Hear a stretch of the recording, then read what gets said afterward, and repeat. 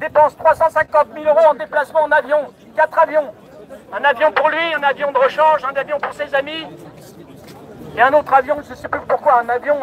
un avion pour les homards. Ouais, pour les homards. Il a ouvert un grand pas. Il a ouvert un grand pas sur la déforestation. Le désastre écologique et financier qu'il y a eu de la montagne d'or. Il n'a pas pris l'exemple sur la Colombie, qui a mis la forêt amazonienne comme une entité ayant des droits.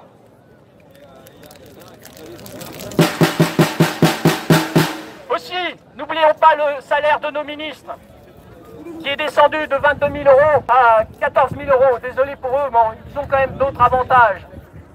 C'est quand même une énorme somme. Et nos sénateurs, 8 000 € par mois, pour la plupart dormir au travail et ne rien changer de notre vie, et rien de changer pour la planète. Les députés. Qu'en est-il des détournements de fonds des 117 sénateurs qui ne sont pas en prison pour cela? Qu'en est-il des millionnaires qui s'en vont à l'étranger? 1 millionnaire sur 5 part à l'étranger pour blanchir son argent.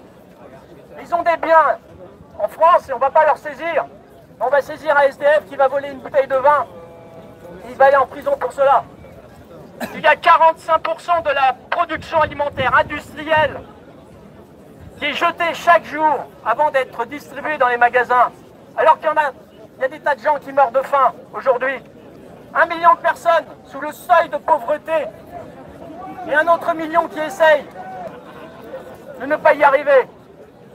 J'ai mis le mot conscience, respect, solidarité, qui sont les 3 mots-clés pour la liberté face au gouvernement, qui ne sait que s'ébattre au milieu de ces chiffres, au milieu de ces images qui nous fabriquent pour mieux nous faire dévier de la vérité. Et comme l'a dit la mère d'un gilet jaune, qui s'est fait toucher au flashball à l'œil, elle a dit « Le mensonge pourra prendre l'avion, la vérité marchera pour le rattraper. » Aussi, le 14 juillet doit être un autre 14 juillet. Le vrai 14 juillet, c'est le nôtre. Le 14 juillet est un des plus grands symboles de l'union de notre peuple. Il doit rester le jour où nos ancêtres se sont battus vaillamment, comme nous le faisons aujourd'hui, pour que le partage des richesses soit fait. D'un regard paterne, les Gilets jaunes honorent la dignité humaine aujourd'hui, en exerçant de tout leur courage ce suprême recours qui est la révolte contre l'oppression. Notre gouvernement ne représente plus cette France respectueuse des valeurs humaines.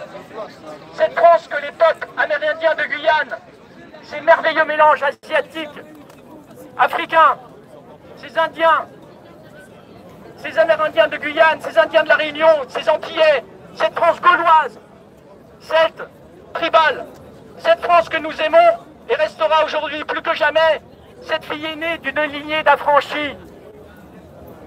Une pensée pour Jenny Clegg, qui nous a quittés, ou son refrain, Nassim Bonganga, qui veut dire « Nous ne l'avons pas vu », dédié à Nelson Mandela et ses autres militants. Avec ou sans gilet jaune, un humain est un humain. Le gouvernement devra entendre que nous ne laisserons plus nous imposer cette économie destructrice, cette déviance totalitaire qui emmène notre planète vers la morgue au nom de l'argent.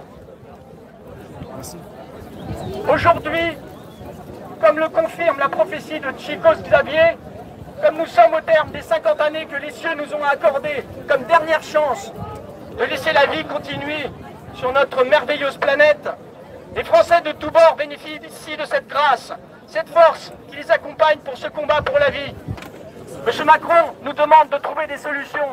En fait, ce qui peut les déranger, c'est que nous trouvions des solutions qui nous devenions autonomes.